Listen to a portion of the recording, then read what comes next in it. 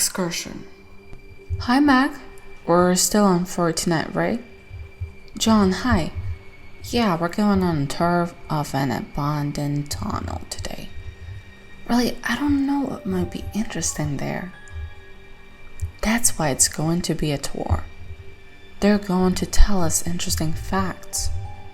At least, I really hope so.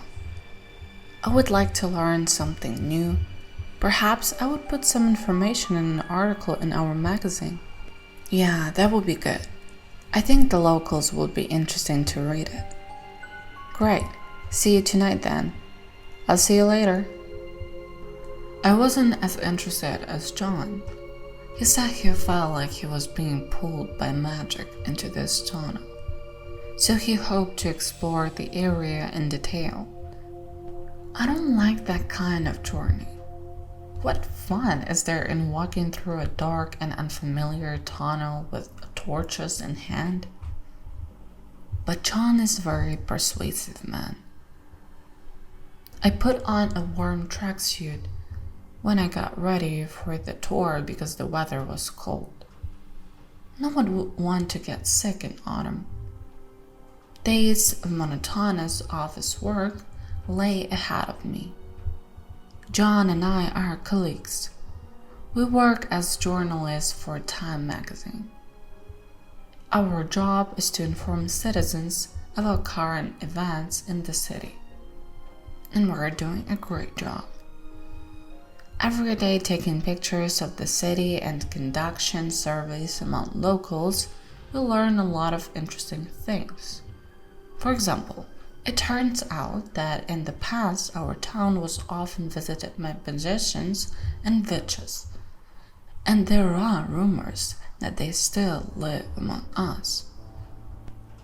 But that was just the story of an octogenarian. The citizens, however, appreciated such articles.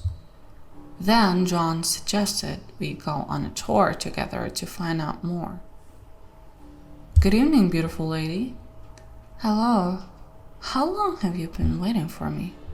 About 15 minutes, not that long. Aren't you cold? No, don't worry. By the way, we're the only ones who on the tour today. Only the guide hasn't arrived yet. We could go to a cafe nearby and wait there.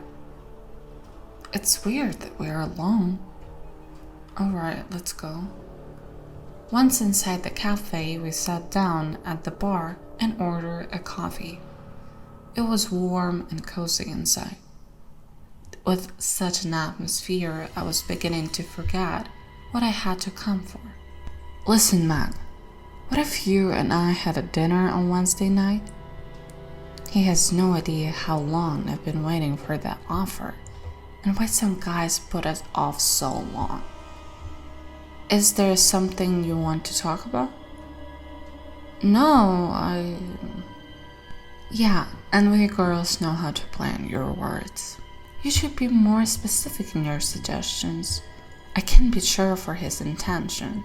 So I asked questions like this so I don't make a mistake. I want to ask you out on a date.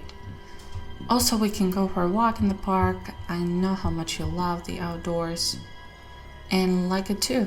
So how do you feel about that? You know, I might have some, but I think I'll make time for you.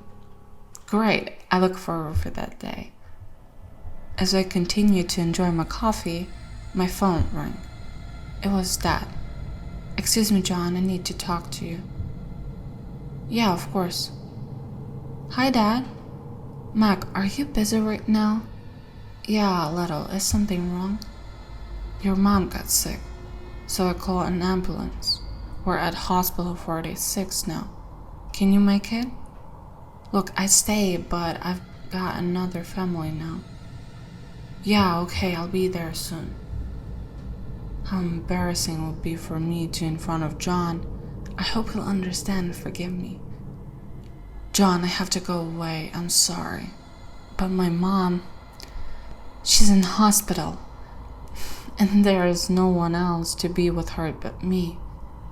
Yeah, well, go. Say hi to your mom from me and wish her a speedy recovery. No offense. I'm really sorry we can't go on the field trip together.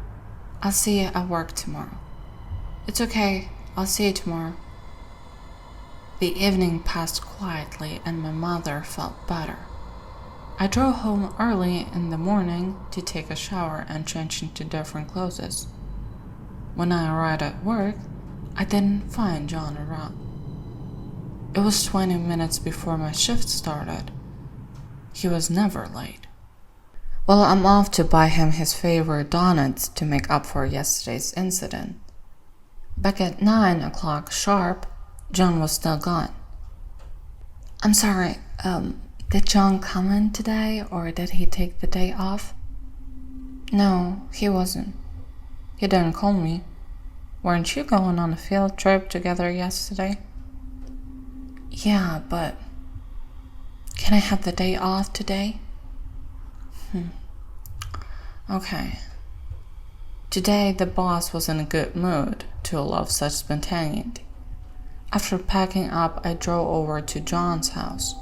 Standing at the door for about an hour, waiting for an answer, I dialed John's phone number. There was no dial tone anywhere.